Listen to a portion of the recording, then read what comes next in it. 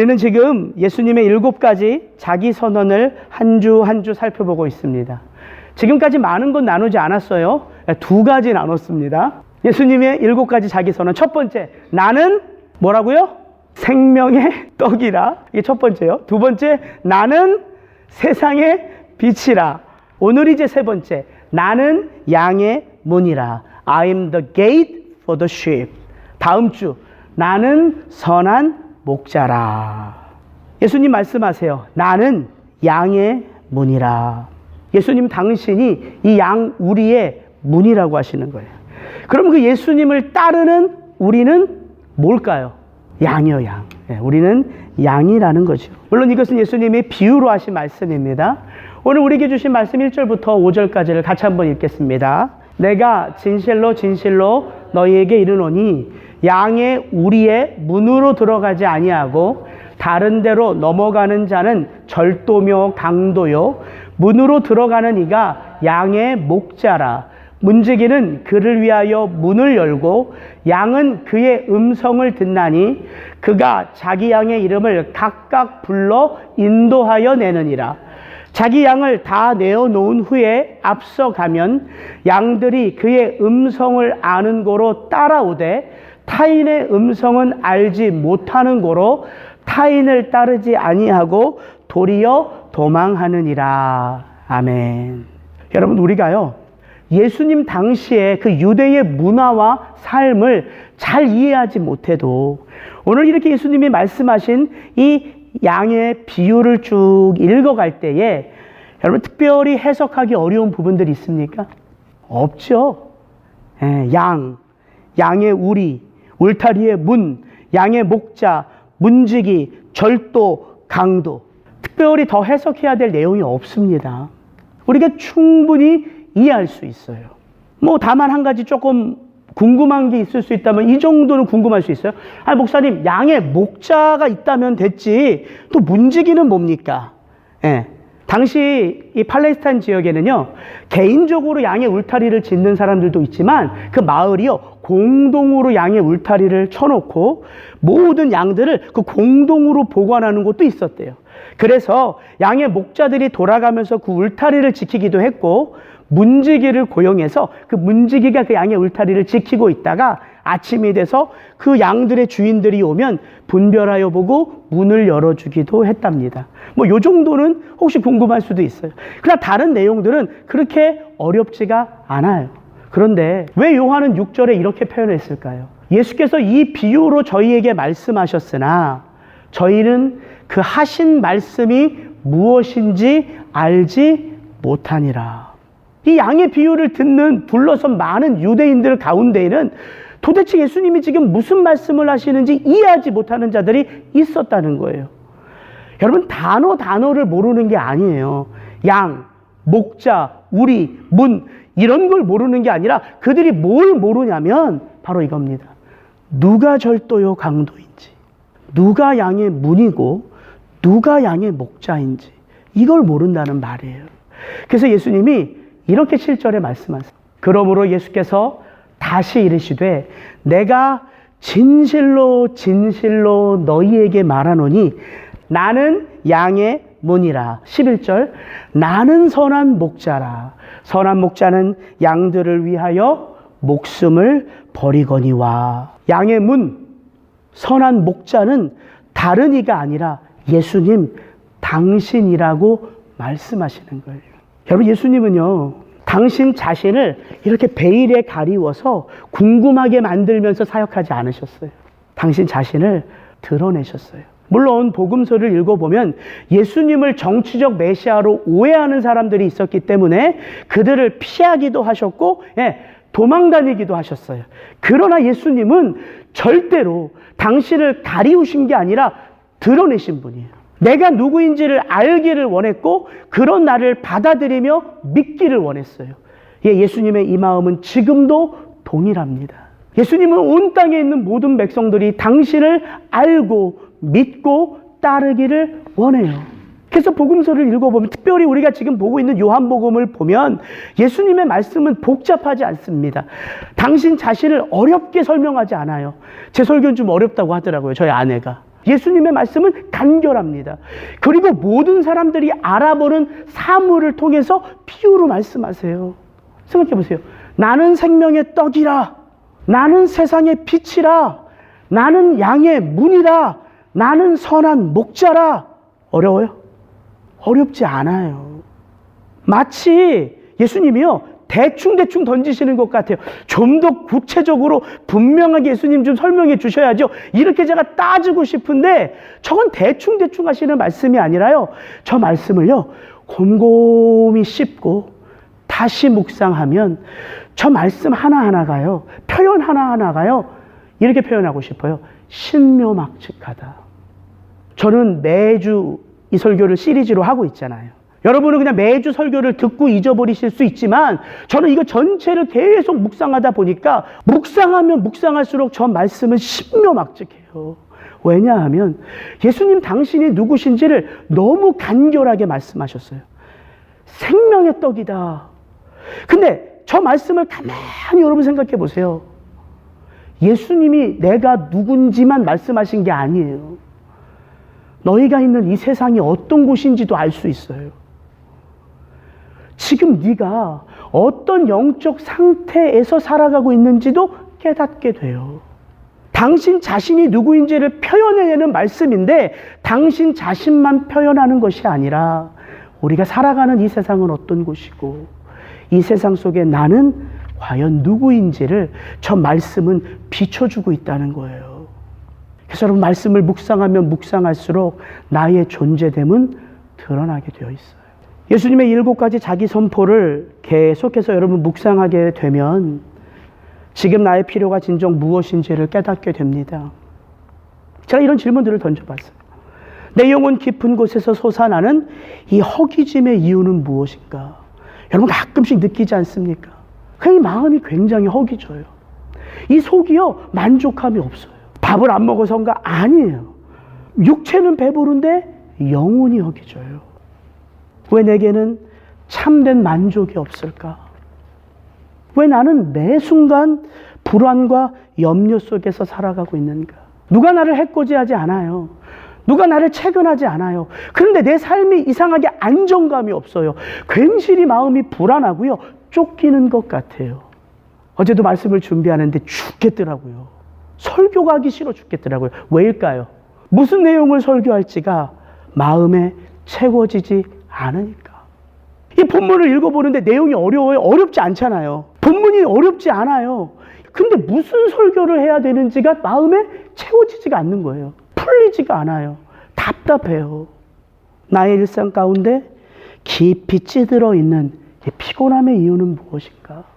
쉰다고 쉬었는데, 내 몸이 좀 건강이 좋지 않아서 그래도 안정을 취한다고 취했는데 피곤함이 가시질 않아요. 마치 우리가 못이 묵은 때가 있으면 빨아도 지워지지 않는 것처럼 그 깊은 피곤함이 내 삶에 찌들어 묻혀져 있는 것 같은 그런 느낌들. 끊임없이 이 말씀 안에서, 빛 되신 예수 안에서, 생명의 떡 되신 예수 앞에서 이 말씀을 내 속에 채우기 시작하면요, 내가 드러난다는 거예요. 내가 보여지기 시작한다는 거예요. 목사님, 예수 믿으면 기쁨 충만, 감사 충만이라면서요. 우리 하나님은 모든 것을 합력하여 선을 이룬다고 그렇게 말씀하시지 않았어요? 근데 왜 나의 삶 가운데는 그 기쁨과 감사는 어디 간 것이며 내가 지금 경험하고 있는 이 일들의 끝은 왜 이렇게 나를 절망 속에 두십니까? 혹시 이렇게 저한테 묻고 싶은 성도님들 안 계세요? 우리가요, 신앙생활을 하다 보면 다 이해할 수 없는, 다 받아들일 수 없는 그런 일들을 경험하게 돼요. 저와 여러분들이 이렇게 하나님 앞에 그 하나님을 예배하고 있다는 것이요, 우리가 주 예수 그리스도 안에서 잘 성장하고 있다는 것을 보증하지 않습니다. 제가 이렇게 여러분 앞에 서서 이렇게 하나님의 말씀을 전하고 있다는 것이 제 속에는 예수님을 인한 기쁨으로 충만하게 채워져 있다는 것을 전제하지 않아요. 오히려 우리의 삶을 돌아보면 이해할 수 없고 헤아릴 수 없고 깨달을 수 없는 훨씬 더 많은 질문과 의문들을 가지고 우리가 살아가잖아요. 근데 저는 그게 축복 같은 거예요.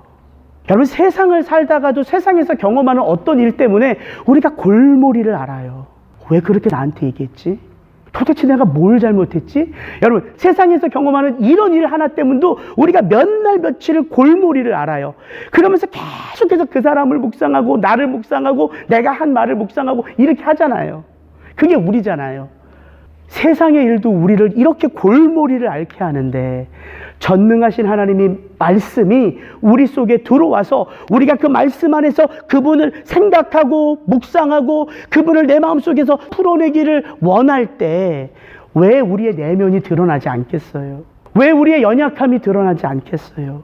왜 우리의 답답함이 드러나지 않겠어요? 그게 말씀의 축복이거든요. 우리가 빛 대신 말씀 앞에 서면 그 말씀이 어떤 역할을 하냐면, 같이 한번 읽겠습니다. 하나님의 말씀은 살았고 운동력이 있어 좌우에 날선 어떤 검보다도 예리하여 혼과 영과 및 관절과 골수를 찔러 쪼개기까지 하며 또 마음의 생각과 뜻을 감찰하나니 지으신 것이 하나라도 그 앞에 나타나지 않음이 없고 오직 만물이 우리를 상관하시는 자의 눈앞에 벌거벗은 것 같이 드러나게 하느니라.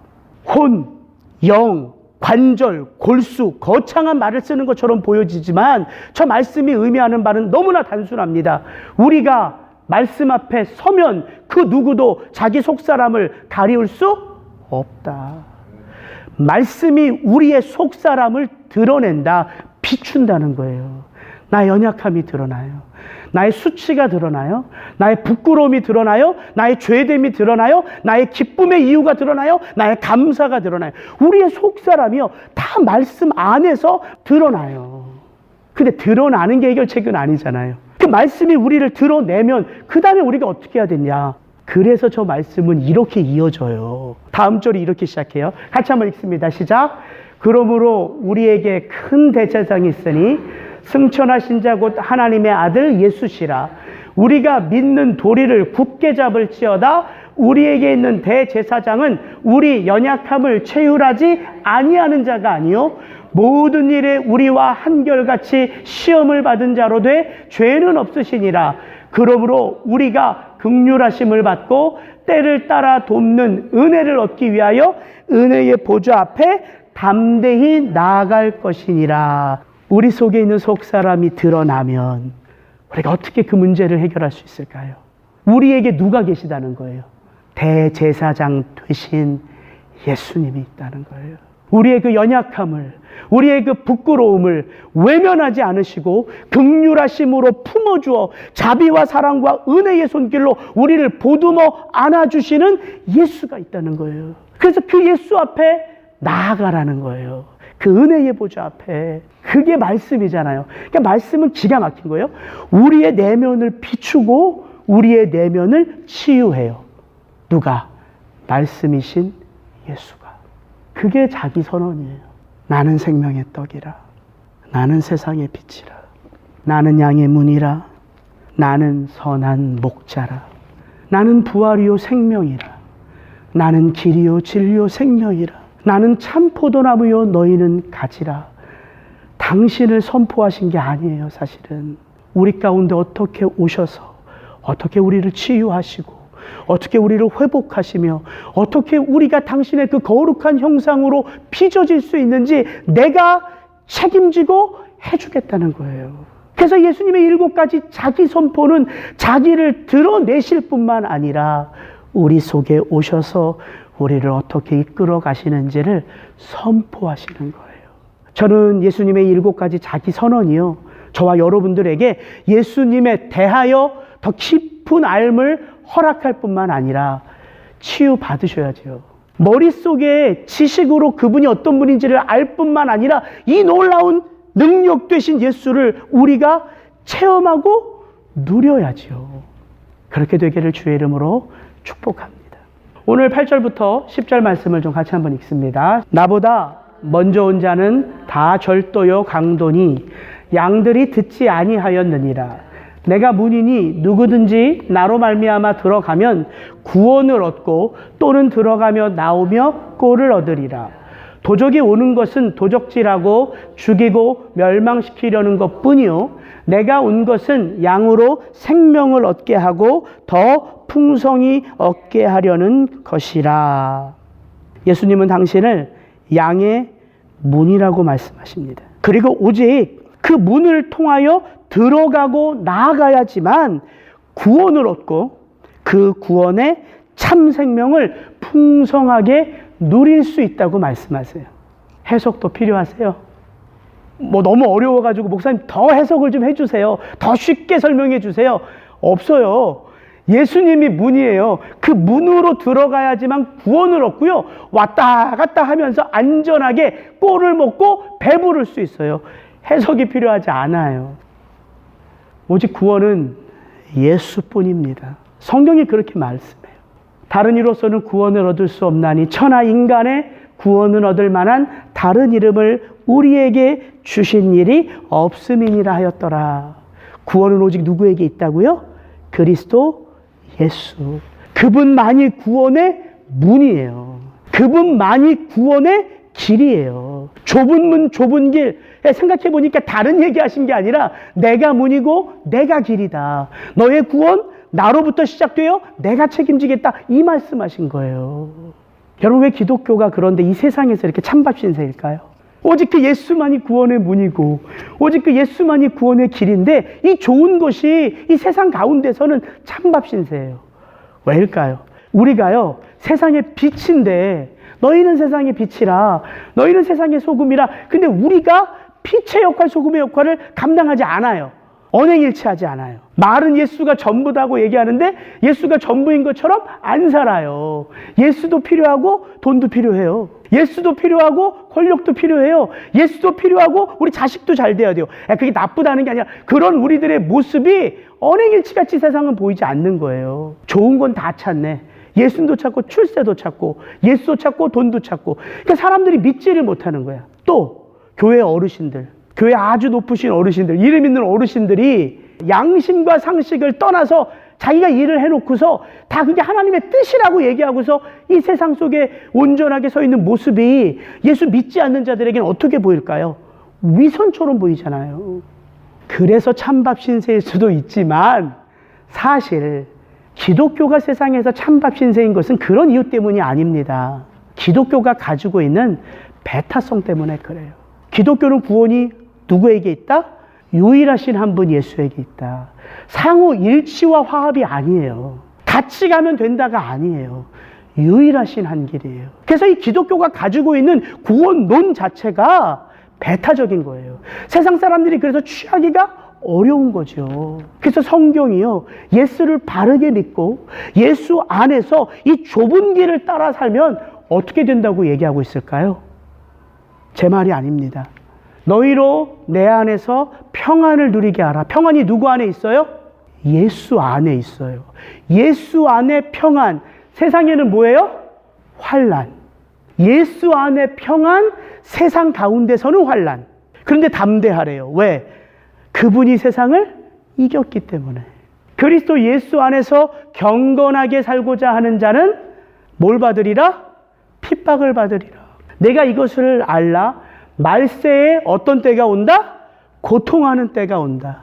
경건의 모양은 있으나 경건의 능력을 부인하는 자니 이 같은 자들에게서 내가 돌아서라. 그리스도를 위하여 너희에게 은혜를 주신 것은 다만 그를 믿을 뿐 아니라 또한 그를 위하여 무엇도 고난도 받게 하심이라. 그러나 나의 나된 것은 다 하나님의 은혜로 된 것이니 내게 주신 그의 은혜가 헛되지 아니하여 내가 모든 사도보다 더 수고하였으나 누가 한 게 아니다?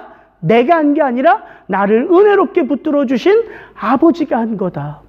수없이 많은 구절들을 더 언급할 수 있어요. 바로 그게 성도의 삶이고 길이에요. 끊임없이 이 세상 속에서 우리는 유혹을 받아요. 끊임없이 우리는 고난의 길을 걸어갈 수밖에 없어요. 성경을 계속해서 찾아보세요. 예수를 잘 믿으면 집안이 번성할 거다. 예수를 잘 믿으면 너희 자녀들이 입신양명할 거다. 예수를 잘 믿으면 건강 철저하게 지켜질 것이다. 예수를 잘 믿으면 사고 나지 않을 것이다. 예, 저도요 찾고 싶더라고요. 제가 목회를 잘하면 부흥할 거라는 말씀의 구절을 제가 붙들고자 찾고 싶더라고요. 없어요. 아니, 없을 것 같아요. 왜냐하면 제가 다 찾아본 게 아니니까. 없을 것 같아요. 왜입니까? 우리가 누리고 싶고 갖고 싶고 살고 싶은 그것들이요, 영원한 것이 아니기 때문이에요. 예수님은요, 우리가 이 세상 속에 있지만 세상의 눈을 고정하여 살기를 원하시지 않고요, 우리의 눈을 들어 어디를 보게 하실까요? 저 천국이에요. 세상에 살지만 저 천국을 보게 하세요. 그래서 세상 속에 있는 것들에 우리의 마음을, 우리의 눈을 빼앗기게 되기를 원치 않으세요. 그래서 성경은 성도를 이렇게 정의해요. 성도는 이 세상에서 나그네 인생이다. 이게 분명해요. 우리의 본집이 어디예요? 저 천국이니까 지금 내가 살고 있는 집 19209 38세 에비뉴는 제 진짜 집이 아니에요. 나그네 삶이에요. 근데 또한 나그네 인생이라고만 말하지 않아요. 우리의 이 땅에서의 삶은 순례의 길이라고 말해요. 순례자는 어떤 곳입니까? 갈 방향이 정해져 있고요, 도착할 목적지가 있어요. 그래서 나그네랑 순례자는 다른 거예요. 그럼 우리가 걸어가야 할 곳이 있습니다. 그리고 우리가 반드시 그분과 함께 도착해야 될 곳이 있어요. 어딥니까? 저 천국이에요. 그래서 우리의 시선을 예수님은 땅이 아닌 하늘에 두고 살아가기를 원하시는 거예요. 내가 문이니 누구든지 나로 말미암아 들어가면 구원을 얻고, 누구든지예요. 누구든지 구원은 예수로 말미암아서예요. 예수 외에 다른 어떤 것으로 구원 없습니다. 예수로 말미암아서예요. 잘 보세요. 들어가며 나가며 꼴을 얻으리라. 도적이 오는 것은 뭐하고? 도적질하고 죽이고 멸망시키려는 것뿐이요, 내가 온 것은 양으로 생명을 얻게 하고 더 풍성히 얻게 하려는 것이라. 오늘 그래서 이 말씀의 결론은 아주 분명합니다. 세상에 있는 그 어떤 것에 우리의 마음을 빼앗기지 말고 우리의 마음을 누구로 채우라? 예수로 채우라. 왜? 예수 안에서 주어지는 생명, 제가 첫 시간에 말씀드렸어요. 조회, 영원한 생명이라고요. 이터널 라이프. 세상에서 누리는 육체적으로 살아가는 생명이 아니라 예수님이 주시는 그 영원한 조회의 생명, 그 생명을 우리가 받은 자로 끝나는 게 아니라 그 생명이 어떻게 내 속에서 나의 삶 가운데 풍성해지는지를 여러분 경험하셔야죠. 그래서 예수 아닌 다른 것으로요, 만족함을 얻으려면, 저는 돈을 많이 벌어본 적이 없어서 참 다 모르지만 혹시 돈 많이 벌어보신 분 있습니까? 순간적으로 만족할 수 있죠. 전 있을 것 같아요. 저 이래도 저는 좋은 차 타고 싶어요. 15만 마일 된 차 타지만 저렇게 문이 이렇게 쫙 열리는 SUV 타고 싶어요. 그런데요, 예수 아닌 다른 것으로의 만족은요, 순간적인 만족을 줄 수 있지만 그것은 뭐가 드러나냐면 바닥이 드러나요. 바닥이. 그래서 더 강한 자극을 원해요. 그래서 더 큰 돈을 원해요. 더 강한 마약을 원해요. 더 자극적인 것을 원해요. 이게 세상이에요. 절대 그것으로 만족하고 그 희열과 그 느낌을요, 유지할 수 있는 세상의 것이 없습니다. 더 강력한 걸 자꾸 내 몸에, 내 영혼에 받아들이면 뭐가 파괴될까요? 우리의 인격이 파괴돼요. 우리의 인격이. 그래서 말하는 거예요. 도적질로 끝나는 게 아니에요. 우리의 육체를 죽여요. 근데 우리의 육체만 죽이는 게 아니에요. 우리의 영혼을 멸망시켜요. 그게 어디라고요? 세상이라고요. 그래서 예수님이 말씀하시는 거예요.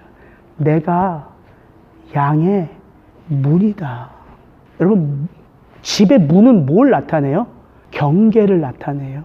안과 밖에 구별을 하는 곳이 문이잖아요. 교회 안과 교회 밖은 저 문이 구별하는 거예요. 기준이 기준. 내가 너의 삶을 붙드는 기준이 되겠다는 거예요. 유일한 문입니다. 노아의 방주에 문이 몇 개 있었을까요?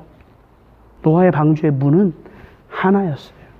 하나님이 모세에게 그 광야를 지나가면서 성막을 지으라고 하셨죠. 그 성막이 어떤 곳이에요? 하나님 나의 임재가 있는 곳. 성막을 들어가는 문은 몇 개일까요? 하나입니다. 여러 갈래 길을 가다가 하나님께 도달할 수 있는 게 아니에요. 예수가 유일한 문입니다. 그분만이 문이에요. 그분만이 구원을 주시는 구원자세요. 그래서 오늘 이 시간 저와 여러분들이요, 결단하셔야 돼요. 어쩔 수가 없어요. 예수로 기뻐하는 법을 찾아야 돼요.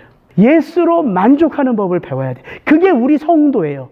예수로 기뻐하고 예수로 만족하는 법. 다 잃어버려도 외양간에 소가 없고 밭에 곡물이 없고, 하박국 선지자의 말씀 나오잖아요. 제가 다 외우진 못하지만 없어도 나는 여호와로 말미암아 기뻐하고 즐거워하리라. 제 목이 쉬었어요. 여러분 알다시피. 세상 모든 풍파 찬양을 부르는데요, 제 마음 이해하셨나 모르겠어요. 목은 쉬어서 목소리는 안 나오는데 제가 더 크게 부르고 싶은 거예요. 제 마음에.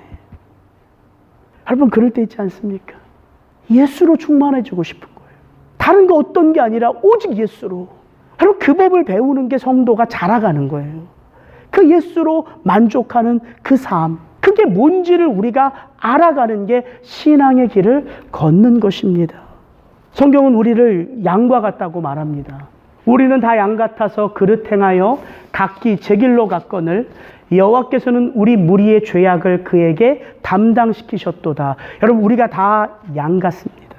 제가 이 설교를 위해서, 이번 주 다음 주 설교를 위해서 하여튼 구글링을 엄청 했어요. 양의 특성, 인간과 가장 비슷한 동물 뭐 엄청 쳐가지고 어떻게든 이 양을 우리 인간과 좀 닮은 존재로 제가 표현하고 싶어서 엄청 구글링을 했어요.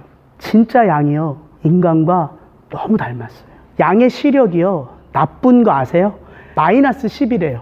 그래서 양은요 1m 앞에 있는 양 엉덩이밖에 못 본대요. 그래서 이렇게 양들이 쫄래쫄래 따라다니는 거예요. 양이요 그렇게 눈이 안 좋아요. 뭐 눈이 좋아야지만 그 무서운 짐승들이 오면 이제 이렇게 보고 피할 거 아니에요. 양은요 상체는 발달되어 있는데 하체는 어떻게 돼요? 얇죠. 부실해요. 그러니까 도망갈 수 있는 다리가 없는 거죠. 빨리 못 뛰잖아요. 양은 무슨 뭐 싸울 수 있는 발톱이 있는 것도 아니고 이빨이 있는 것도 아니고 뿔이 있는 것. 양의 뿔은 또 이렇게 말렸어요.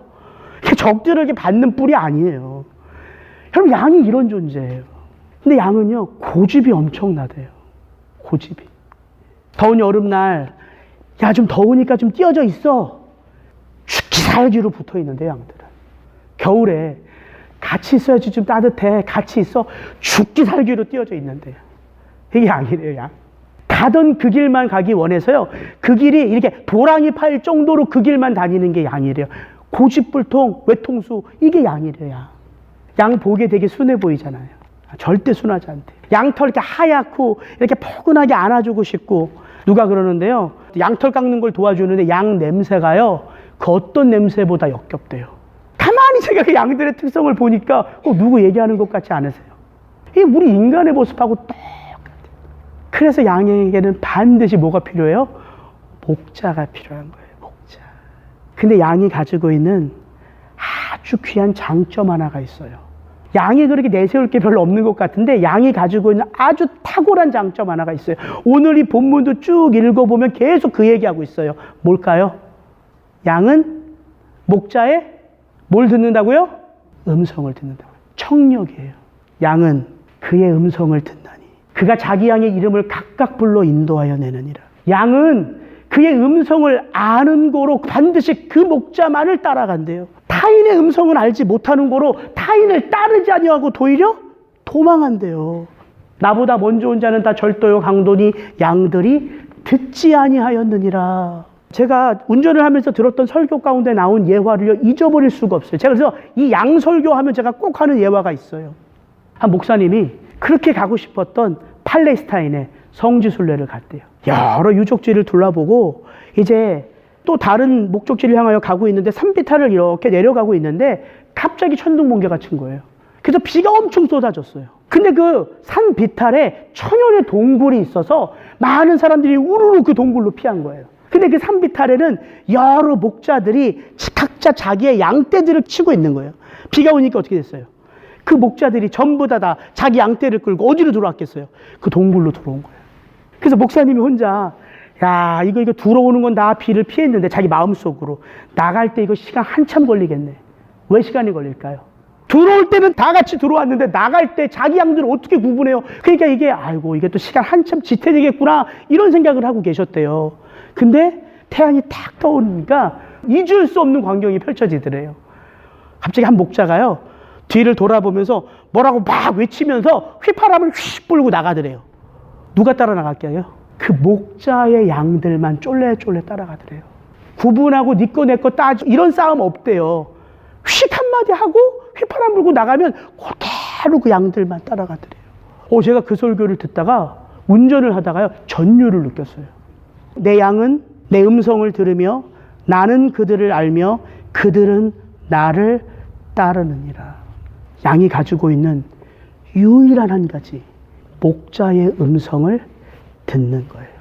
예수님이 이 땅에서 우리에게 어떤 훈련 시키실까요? 다른 거 훈련시키는 거 아닙니다. 내 음성을 듣고 내 말에 순종하는 훈련을 시키는 거예요.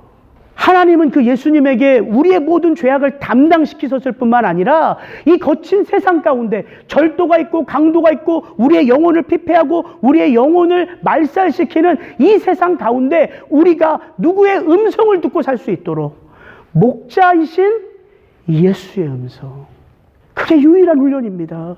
다른 훈련 없어요, 성경에. 그래서 성경에 이런 말씀이 계속 나오는 거예요. 내 말을 듣고 나에게 청종하며 내 명령을 쫓아 귀 있는 자는 들으라. 이런 표현들이 계속해서 나오는 거예요, 성경에. 왜 우리에게 말씀해요? 세상의 소리가 아닌 내 소리, 네 육신의 소리가 아닌 내 음성, 그것을 듣도록 훈련시키기 위해서는 어떻게 해야 돼요? 계속 우리에게 말씀하셔야죠. 우리 아버님, 어머님이 손녀 키워요. 끊임없이 얘기해요. 이 하나 누가 예뻐? 누가 예뻐? 예쁜이 누구? 왜 이런 얘기를 해요? 또 없는 것도 불편한데 왜 계속해서 걔한테 말을 해요? 누구 음성 들으라고? 할머니 음성 들으라고. 아빠 음성 들으라고. 엄마 음성 들으라고. 왜요? 그게 우리의 살 길이기 때문이에요.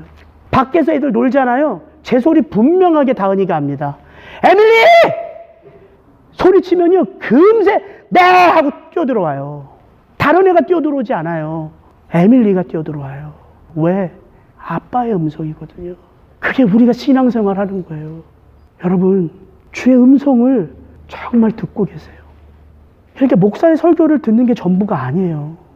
여러분의 삶의 자리에서 주의 음성을 듣고 계세요? 그 음성에 반응하며 살아가고 계세요? 그 음성에 감격하며 살아가고 계세요? 우리 아버지가 원하시는 건 바로 그겁니다.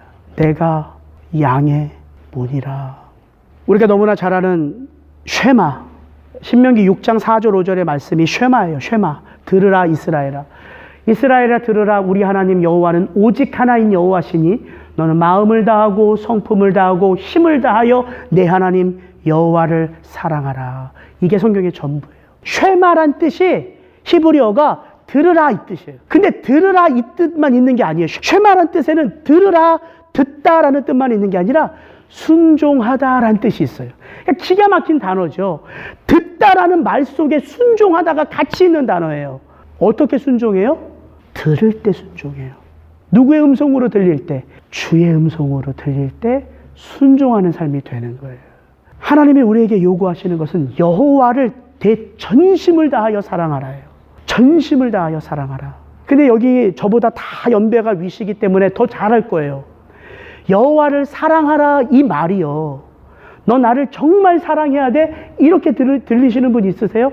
우리가 다 알잖아요. 여호와를 사랑하라라는 말은요. 내가 먼저 너를 사랑하니까 내 사랑을 알라라는 말이에요. 그가 저 높은 곳에서 뻐젓이 있으면서 우리에게 시키면서 나에게 바쳐 사랑해 돈 내라 이게 아니라 내가 너를 얼마나 사랑하는지를 우리가 어떻게 알 수 있냐면요. 그분에게 내 전심을 다할 때예요. 그때 비로소 그의 사랑이 나를 덮고 있음을 알게 되는 거예요. 그래서 여러분 잘 보세요. 우리가 양이에요. 양. 우리가 예수님의 음성을 잘 듣고 훈련받으면 성도인 우리가요. 사자가 될까요? 그렇게 하나님이 우리를 훈련시킬까요? 예수님이 우리에게 다 우리를 구원해서 끊임없이 말씀하면서 양인 우리가 점점 훈련을 잘 받으면 전투력 90배, 100배 그래서 사자가 되는 걸까요? 성경은 그렇게 말하지 않아요. 보라, 내가 너희를 보냄이 양을 이리 가운데 보냄과 같다. 그분의 음성을 잘 들어도요. 우리는 사자가 되는 게 아니에요. 여전히 양이에요. 여전히 양. 예수님이 제자들을 파송하면서 하신 말씀이거든요. 이 다음을 읽어보면 기가 막혀요. 이렇게 돼 있어요. 사람들을 삼가라. 저희가 너희를 공회에 넘겨주겠고 저희 회당에서 채찍질하리라. 또 너희가 나를 인하여 총독들과 임금들 앞에 끌려가리니 파송시켜 놓고서 잘 된다는 게 아니라 끊임없이 핍박받고 고통받는다는 거예요. 근데 뭐라고 말해요? 이는 저희와 이방인들에게 증거가 되게 하려 하심이라. 너희들의 그런 핍박과 고통 속에 있는 너희들의 삶이 누군가에겐 나를 드러내. 목적이 있는 거야. 그러면서 그 다음에 이렇게 말해요. 너희를 넘겨줄 때에 어떻게 또는 무엇을 말할까? 염려치 말라. 그때에 무슨 말할 것을 주시리니? 말하는 이는 너희가 아니라 너희 속에서 말씀하시는 자 곧 나니라. 양이 일이 되는 거 아닙니다. 양이 사자 되는 거 아니에요. 우리는 여전히 양일 뿐이에요. 근데 우리가 그분의 음성에 순종하면, 그분의 음성이 나의 삶을 덮으면 우리가 뭘 알 수 있다는 거예요? 그분이 나와 함께하고 있다는 거예요. 그 고통의 자리, 그 절망의 자리, 그 아픔의 자리, 그 억울함의 자리, 그 자리에 내가 너와 함께하고 있다는 거예요. 내가 사망의 음침한 골짜기로 다닐지라도 해를 두려워하지 않을 것은 주께서 나와 함께하시니라. 같이 기도하겠습니다.